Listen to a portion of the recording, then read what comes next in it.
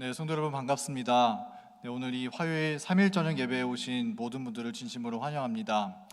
네, 오늘은 제가 흔들리기 때문에 기도합니다라는 말씀의 제목으로 말씀의 은혜를 나누도록 하겠습니다. 오늘은 흔들리기 때문에 기도합니다라는 제목이고, 제가 다음번에 또 말씀을 준비해서 맡을 때에는 기도하기 때문에 흔들리지 않습니다라는 말씀의 제목으로, 이 두 가지가 참 비슷하죠? 우리가 흔들리고 그 다음에 쓰러지고 넘어질 때, 그렇기 때문에 우리에게 기도가 필요한 것이고, 또 반면에 우리가 흔들리고 넘어지지 않기 위해서 또 기도가 필요하다는 말씀을 두 차례에 걸쳐서 여러분들과 함께 나누고자 합니다. 네, 먼저 오늘의 본문의 말씀 누가복음 18장 1절의 말씀을 읽어보겠습니다. 누가복음 18장 1절입니다. 이 색깔 되어 있는 부분까지만 다 함께 읽어보겠습니다. 시작. 항상 기도하고 낭망치 말아야 될 것이라고 말씀이 되어 있습니다. 예수님께서는 우리에게 말씀하시기를 항상 기도하고 낭망하지 말라고 말씀해 주셨습니다. 그런데 우리의 기도 생활을 되돌아보면 어떻습니까? 때때로 주님께 기도하기를 주저할 때가 혹시 있으십니까? 네, 그렇습니다. 평소에는 잘 기도드리다가 하나님께 기도드리기를 민망해하고 피하는 때가 혹 있습니다. 언제 그런 일들이 벌어지게 되나요? 우리가 넘어졌을 때, 우리가 다른 사람에게 참지 못하고 화를 내었을 때, 우리가 죄를 범했을 때, 때때로 우리의 기도가 멈추어지게 됩니다. 그럴 때가 되면 분명 기도가 필요한 상황인데 하나님께 의지해야만 문제가 풀릴 것이라는 사실을 아는데 우리의 입 밖으로 기도가 나오지 않는 것입니다. 왜냐하면 우리는 무의식적으로 나같이 죄 많고 깨끗하지 못한 사람이 하나님을 붙잡고 기도한다는 것은 비양심적이고 파렴치한 것이다라는 생각이 우리의 생각 어디에선가부터 튀어나오기 때문이죠. 그래서 혼자서만 괴로워하고 끙끙 앓다가 시간이 지나서 아주 연약한 회개의 기도만을 드리고 다시 기도를 올리는 그러한 문제가 종종 우리에게 찾아올 때가 있습니다. 여러분은 혹시 이와 같은 경험을 해보신 적이 있으신가요? 저는 꽤 많이 해봤습니다. 오늘 우리가 이런 문제 속에 있을 때 어떻게 빠져나오고 어떻게 하나님을 붙잡을 것인가에 대해서 함께 말씀의 은혜를 나누도록 하겠습니다.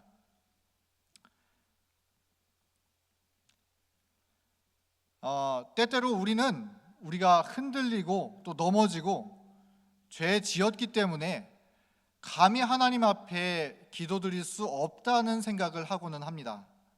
그러나 주님께서는 내가 그렇게 흔들리기 때문에 오히려 기도하라고 말씀하신다는 사실을 우리가 오늘 성경 말씀을 통해서 함께 확인하고 발견하게 되기를 간절히 바랍니다. 우리가 죄를 범하였을 때 하나님께 기도드리는 우리의 입이 막혀버리는 이유가 무엇일까요?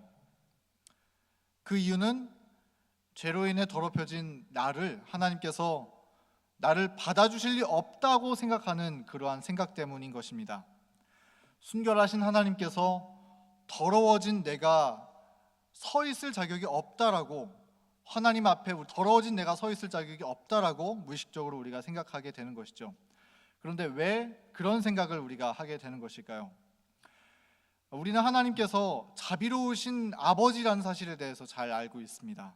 하나님은 우리의 죄를 용서하여 주시는 분이라는 사실에 대해서 우리가 잘 알고 있습니다. 그런데 꼭 우리가 언제 그런 생각을 가지게 되냐면 실수하고 넘어질 때, 또 죄를 범하게 되면 그러한 하나님에 대한 지식을 잊어버리고 나홀로 낙담의 골짜기에 우리가 빠져버리게 되는 것입니다. 그 이유가 무엇일까요? 우리를 낙담하게 만드는 원인이 과연 어디에서부터 나오게 되는 것일까요? 함께 이 영감의 말씀을 읽겠습니다. 이 기도라고 하는 예언의 신에 나와 있는 내용인데요, 사단은 우리의 기도를 가로막는다라고 이야기를 하고 있습니다. 사단이 바로 우리의 기도를 가로막는다라는 내용이 이 내용의 말씀입니다. 우리가 죄를 범하게 되었을 때 사단은 우리의 악행과 결점과 허물과 실패들을 열거하면서 당신은 하나님 앞에 나아갈 자격이 없는 사람이다라고 사단은 말한다라고 했습니다. 다음 말씀을 함께 읽어보겠습니다. 제가 읽겠습니다.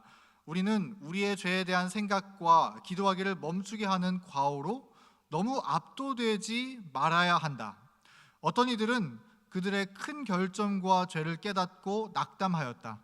사단은 그들과 주 예수 사이에 속죄의 희생을 어두운 그림자로 던진다. 그들은 내가 기도하는 것은 쓸데없는 것이라고 말한다. 혹시 이런 경험 있으십니까? 이 말씀 가운데 다음과 같은 경험에 대해서 말하고 있습니다. 나의 기도들은 사악한 생각들과 너무 혼합되어 주께서 그것들을 듣지 않을 것이다 라고 말한다.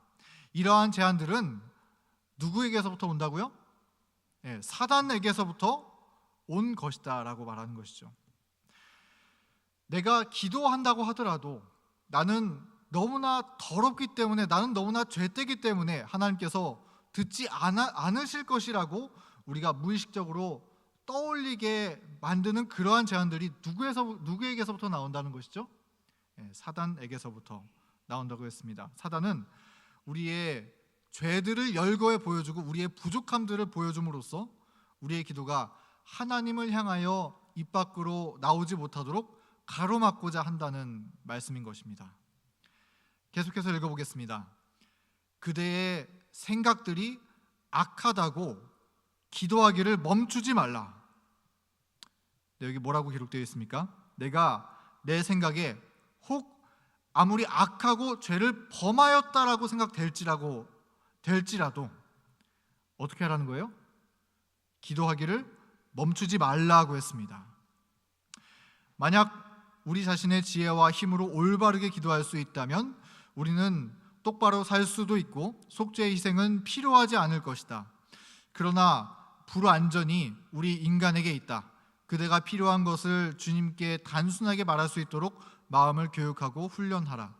그대가 하나님께 죄의 용서를 구하며 탄원할 때 더 순수하고 거룩한 분위기가 그대의 영혼을 감쌀 것이다.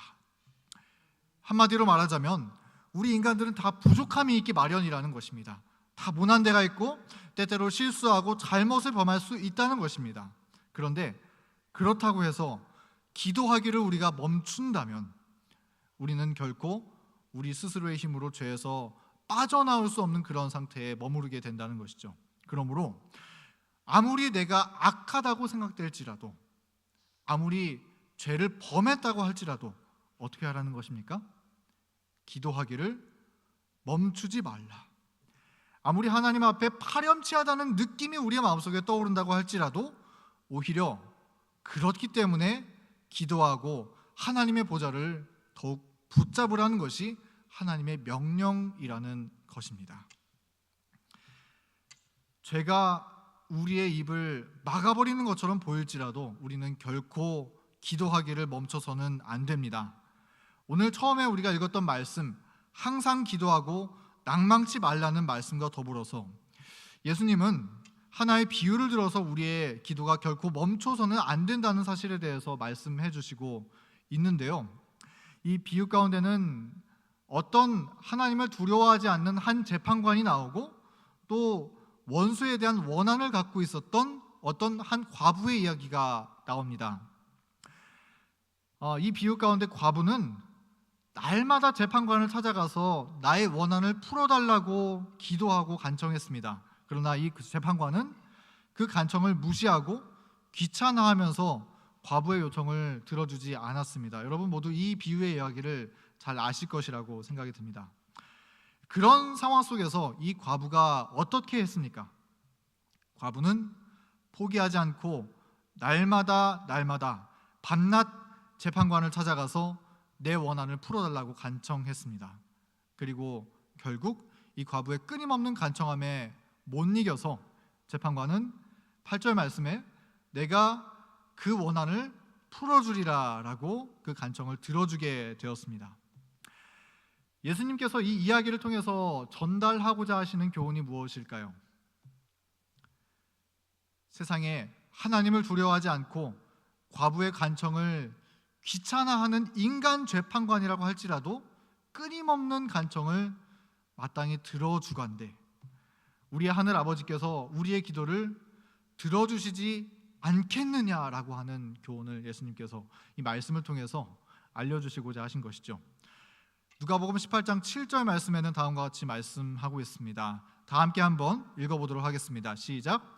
하물며 하나님께서 그 밤낮 부르짖는 택하신 자들의 원한을 풀어주지 아니하시겠느냐.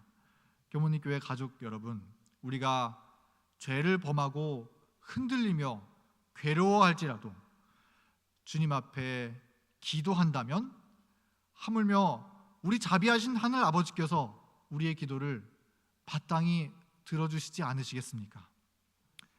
하나님은 우리가 그렇게 낙담하지 않고 주님을 끊임없이 의지하기만을 기다리고 계시다는 사실을 우리가 잊지 않게 되기를 간절히 바랍니다. 어떠한 상황 가운데서도 결코 주님 앞에 기도하며 나아가기를 멈추지 않는 우리 모두가 되기를 간절히 바랍니다. 그런데 우리가 하나님 앞에 나아갈 수 있는 근거는 무엇일까요? 우리가 무엇을 믿고 주님 앞으로 나아갈 수 있을까요?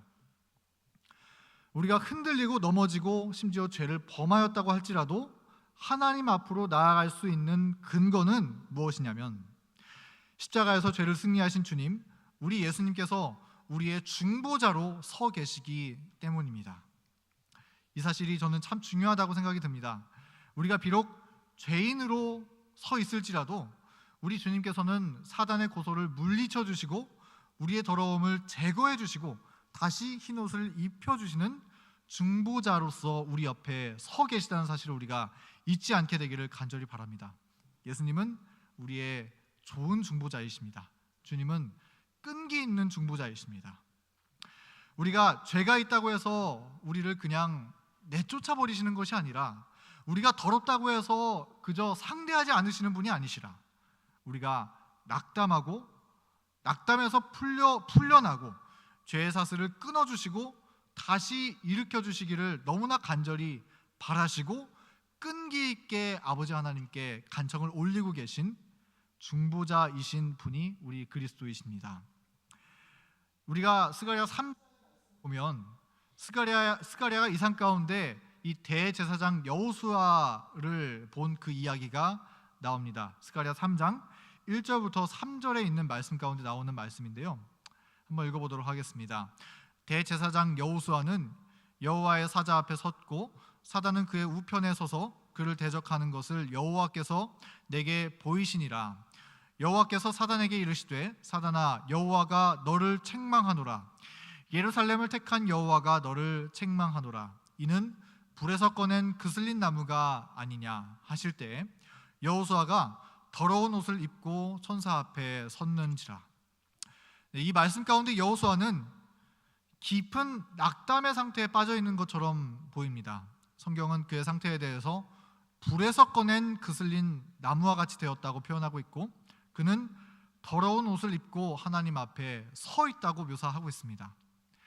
이 말씀 가운데 여호수아는 하나님 앞에 서 있고 또 그 오른편에는 사단이 서 있는 모습으로 나와 있습니다. 이것은 하늘 심판대 앞에 서서 사단이 우리의 죄를 열거하면서 고소하고 있는 그러한 모습으로 묘사되어 있는 것이죠. 그래서 증언의 말씀도 이 사단이 여호수아의 죄를 열거하면서 그를 고소하고 있다라고 말하고 있는 것입니다. 사단은 그의 악행과 결정과 죄들을 나열하고 있으면서 그는 구원받을 가망이 전혀 없는 존재라고 그렇게 하나님 앞에서 주장하고 있는 것입니다. 마치 우리가 죄를 범하였을 때 혹은 다른 사람의 마음에 상처를 건넸을 때 차마 고개를 들지 못하고 하나님 앞에 기도하기를 두려워하고 유구무원인 상태로 머리를 푹 숙이고 이 여호수아가 하나님 앞에 서 있는 그러한 모습으로 묘사가 되어 있는 것입니다. 사단은 끊임없이 그의 죄를 지적하고 여호수아는 낙담 중에 빠져 있습니다. 그러나 우리가 이 이야기를 통해서 정말로 주목해 보아야 할 대상은 고소하는 자 사단이 아니라 중보자 예수님이 우리의 주목해야 할 대상입니다. 낙담하고 서 있는 여호수아가 아니라 우리를 변호하고 계시는 예수 그리스도가 이 말씀의 핵심이라는 사실을 우리가 잊지 말아야 합니다. 신물교훈 170페이지에는 다음과 같은 말씀이 기록되어 있습니다. 사단이 흑암으로 하나님의 백성을 덮어서 그들을 멸망시키고자 할 때에 그리스도께서 개입하신다. 다 함께 읽겠습니다. 비록 그들이 죄를 범했지만 그리스도께서는 친히 그들의 죄를 담당하셨다. 이 말씀의 의미가 무엇인가요? 사단은 우리에게 우리의 죄들을 열거하고 들추어내고자 애씁니다. 그래서 우리를 구원받을 자격이 없는 존재라고 고소하고 있는 것입니다. 그러나 예수 그리스도께서는 오히려 너희가 그 죄 때문에 내가 십자가에 달려 죽었다라고 말씀하시면서 우리를 변호하신다는 사실입니다. 그 변호하시는 분, 중보하시는 분 예수 그리스도께서 계시기 때문에 사단이 아무리 우리를 낙담시키고자 할지라도 우리 주님의 중보하심으로 인해서 우리는 다시 일어날 담력을 얻을 수 있는 것입니다. 우리는 그러한 예수 그리스도의 십자가의 은혜를 의지해서 그 은혜에 근거해서 주님 앞에 나아가는 것임을 잊지 말고, 혹 우리가 흔들릴지라도 주님의 끈기 있는 중보를 따라서 은혜의 보좌 앞으로 담대히 나아갈 수 있게 되기를 간절히 바랍니다. 네, 갑자기 목이 메이네요. 자, 그런데 그럼에도 불구하고 우리가 넘어질 때 우리는 기도하기를 피하고 싶어 하는 경향이 있습니다. 다시 일어나서 십자가 앞으로 나아가기를 때때로 두려워하는 경향이 있습니다. 그런데 그 사실을 아십니까? 우리 하나님은, 감사합니다.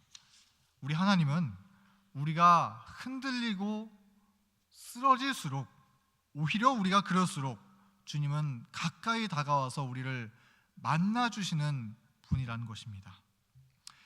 하나님께서는 야곱을 찾아와서 만나주실 때 야곱이 어떤 상태에 있었는지 혹시 아십니까?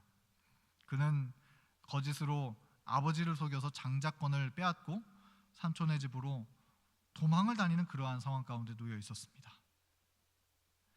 야곱도 마찬가지인 것입니다. 야곱이 이전에 아무리 모범적이었다고 할지라도, 그의 성품이 아무리 좋았다고 할지라도 그는 범죄하였습니다. 야곱은 기도하기 수치스럽고 죄송스러운 그러한 상태 가운데 놓여 있었던 것입니다. 그런데 그럴 때 주님께서 야곱을 찾아와 주셔서 만나 주신 것입니다. 주님은 이 쓰러져 있는 야곱을 꿈 가운데 만나 주셔서 내가 하늘까지 닿는 사닥다리가 되어줄게라고 약속의 말씀을 전해주신 분이셨습니다. 또 예수님께서 이 다메섹 도상에서 사도 바울을 만났을 때 바울은 어떤 상태에 놓여져 있었습니까? 그는 스데반을 죽이는데 앞장섰던 사람이었습니다. 증언의 말씀을 보면 바울은 심한 양심의 가책을 또한 느꼈다고 했습니다. 그러면서도 또 다시 다른 그리스도인을 죽이기 위해서, 핍박하기 위해서 나아가고 있는 이 다메섹 도상의 길 위에서 주님께서 바울에게 다가오시고 그를 만나 주셨던 것입니다.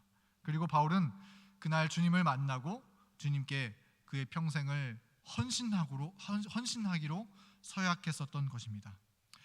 성도 여러분, 주님께서 우리를 언제 찾아오십니까?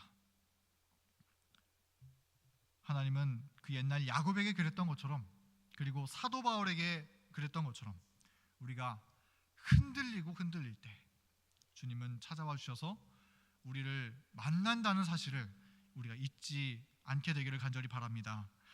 그리고 우리가 흔들리고 쓰러질 때 하나님을 피할 것이 아니라 오히려 그때야말로 나에게 가장 기도가 필요한 때라는 사실을 우리가 기억하고 간절한 마음으로 주님의 손을 붙잡고 다시금 하나님의 뜻을 따라가는 우리 모두가 되기를 간절히 바랍니다. 하나님께서는 간절한 마음으로 우리가 주님 앞에 나오기를 기다리고 서 계십니다. 그런데 우리가 때로는 그런 사실을 잘 알면서도 불구하고 죄를 범했을 때 주님 앞으로 나아가지 못하고 자꾸 다른 데서 도움을 청하는 그러한 버릇이 있는지 모르겠습니다. 우리에게 과연 어떤 것이 문제일까요? 이것을 제가 생각해 볼 때 다른 말로 비유를 해서 말씀드리자면, 우리가 우리 아버지에 대해서 생각하기를 우리 아버지를 저 옆집 아저씨보다도 별로 도움이 안 되는 분이라고 생각하는 경향이 있는지 잘 모르겠습니다. 여기 사진 가운데 아버지가 있고 또 어떤 잘 모르는 옆집 아저씨가 있습니다. 우리가 넘어졌을 때 아버지는 우리를 어떻게 해주시는 분이신가요? 우리를 일으켜 세워주시고 또 상처를 싸매주시고 눈물을 닦아주시고 위로해주시고 우리를 책임져 주시는 분이 우리의 아버지이지 않습니까? 그러면 옆집 아저씨는 어떻습니까? 물론 옆집 아저씨가 도움을 주실 수도 있죠. 도움을 주실 수도 있지만 그 옆집 아저씨가 우리를 책임져 주시는 분은 아니십니다. 울지 말라고 아이스크림을 사주실 수는 있지만 바쁘면 금세 저리 가버릴 수도 있는 분이 옆집 아저씨입니다. 그런데 우리는 무엇인가 문제가 생겼을 때 생각해보면 정말 많은 경우에 우리 아버지부터 떠올리는 것이 아니라 옆집 아저씨부터 떠올리는지 모르겠습니다.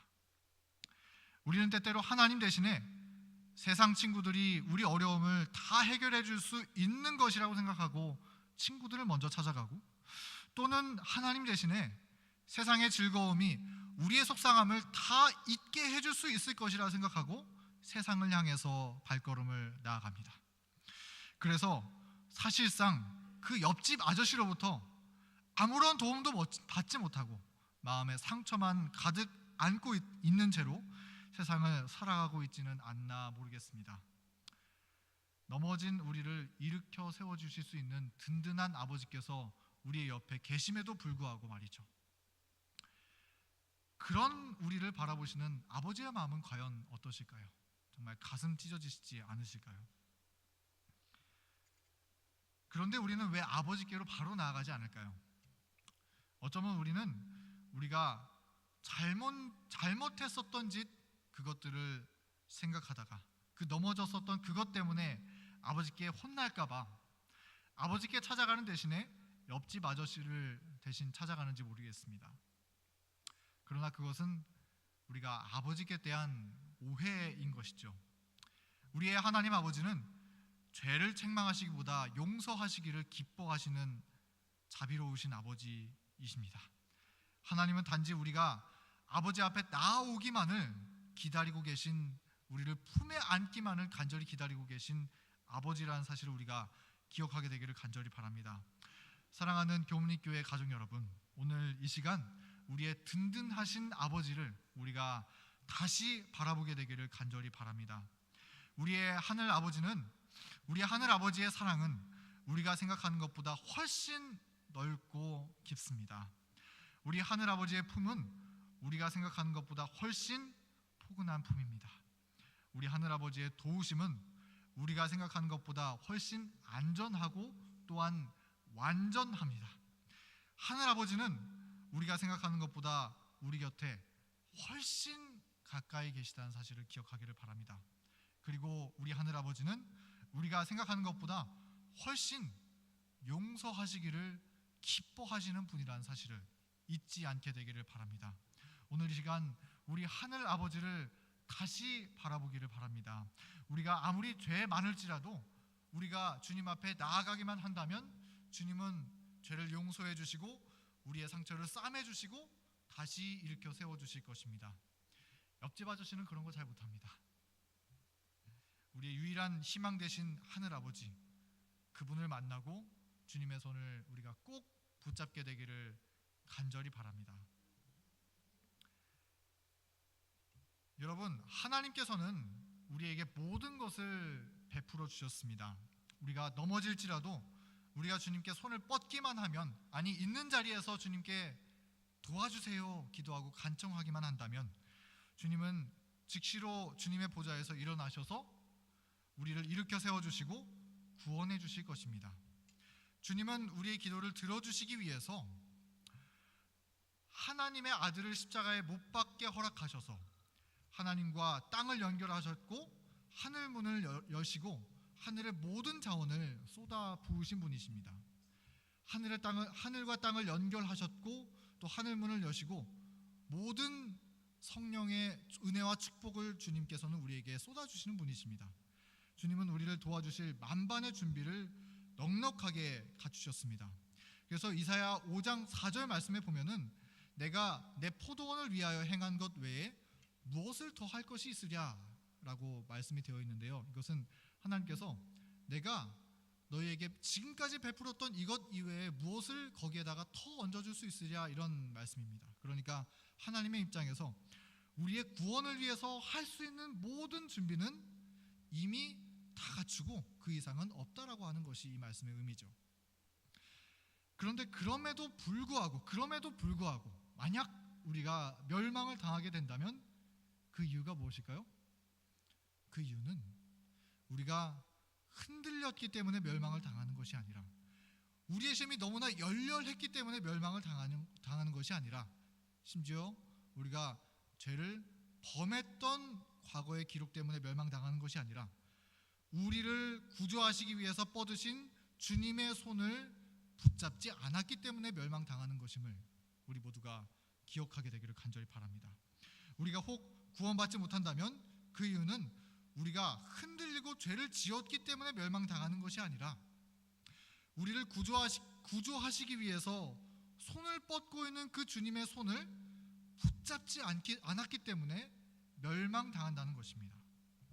많은 사람들이 내가 스스로 죄짓지 않고 스스로 죄지은 것을 어느 정도 해결한 다음에야 주님 앞에 나아갈 수 있다라고 생각을 하고 있습니다. 그러나 우리는 스스로는 저 지금 사진에 보이는 저 물가에서 빠져나올 수 없는 존재라는 사실을 우리가 잘 알지 않습니까? 우리는 여러 해 동안 경험해 본 사람들입니다. 우리는 스스로는 빠져나올 수 없는 존재들입니다. 그러므로 우리가 죄를 범했을 때 스스로 내가 지은 죄를 어떻게든 내가 해결해 보려고 하는 것이 아니라, 스스로 이겨내 보려고 이 악물고 버티는 것이 아니라, 가장 시급한 건 뭐예요? 우리를 향해 손 뻗고 계신 주님의 손을 붙잡는 것이 가장 우리의 급선무라는 사실을 오늘 기억하게 되기를 간절히 바랍니다. 정노의 계단 가운데는 이런 말씀이 기록되어 있습니다. 제3장 회개의 말씀에 나와 있는데요, 많은 사람은 바로 이 점에 실패하여 그리스도께서 저들에게 주시기를 원하시는 도움을 받지 못한다. 저들은 먼저 회개하지 않으면 그리스도께 나아갈 수 없다고 생각하는 동시에 회개는 저의 죄의 용서를 받게 하는 준비라고 생각한다. 죄인이 예수께로 나아가려면 반드시 그가 회개할 때까지 기다려야 할 것인가? 회개가 죄인과 구주 사이에 한 장애물이 되어야 할 것인가? 이런 생각을 참 많이 한다는 것이죠.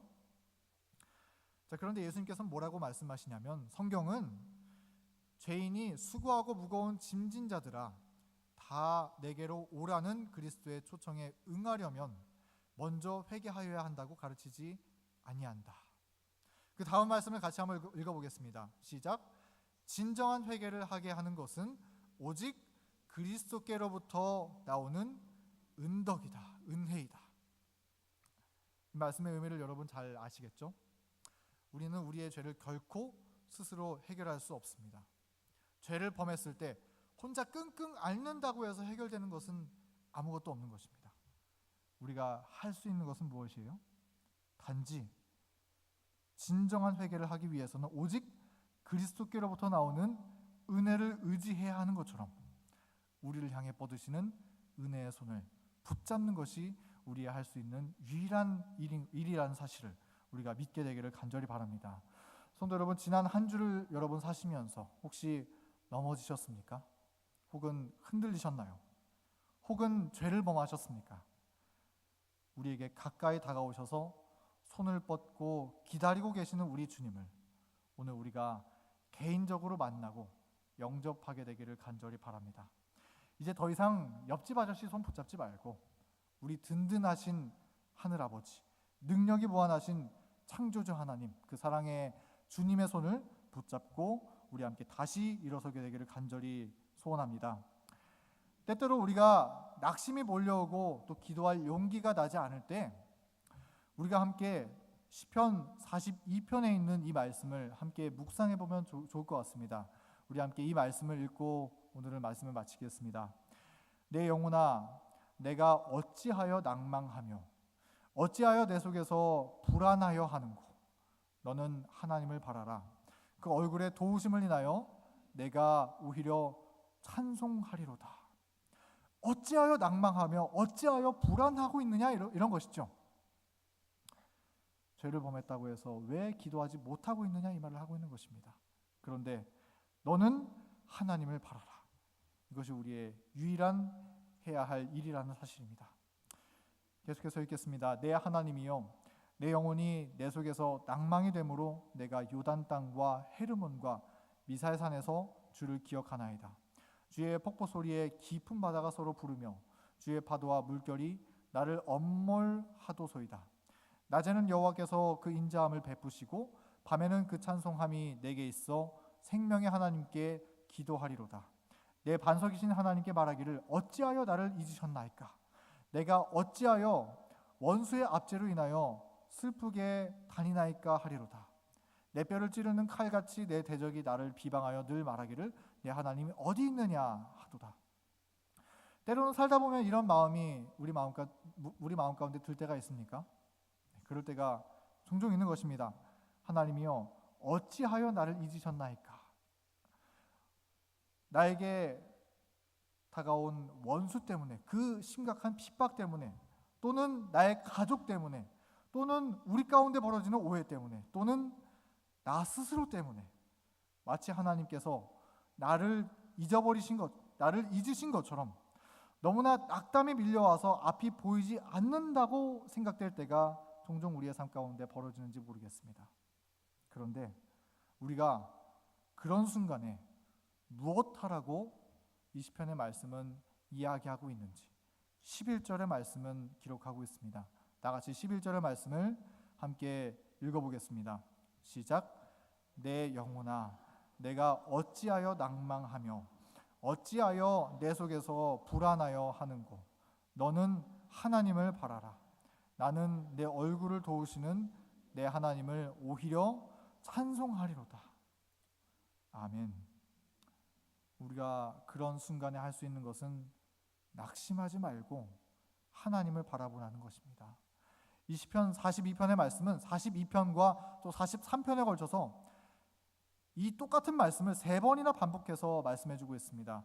낙심하지 말고 하나님을 바라라. 낙심하지 말고 하나님을 바라라.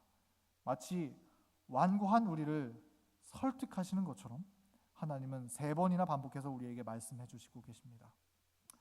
시편에서 낭망하지 말고 하나님을 바라라고 말씀하신 우리 주님께서는 또한 누가복음 말씀에서 우리가 가장 처음 읽었던 말씀처럼 항상 기도하고 낭망하지 말라고 말씀해 주셨습니다. 그리고 그런 예수님께서 오늘날 우리에게도 다가오셔서 낙심하지 말고 기도하기를 결코 멈추지 말라고 우리에게 호소하고 계십니다. 그러므로 우리는 흔들리고 죄를 범해서 기도의 자리를 떠날 것이 아니라 오히려 흔들리기 때문에 기도해야 합니다. 흔들리는 바로 그때가 오히려 기도의 시간이라는 사실을 우리가 잊지 않고 주님의 은혜의 보좌 앞으로 우리가 담대하게 나아가게 되기를 간절히 바랍니다. 그래서 든든하신 아버지의 품에 우리가 안겨서 다시 일어서고 주님의 도우심을 받고 넉넉히 승리하도록 나아가는 우리 모두가 되기를 간절히 바라면서 오늘의 말씀을 줄이도록 하겠습니다.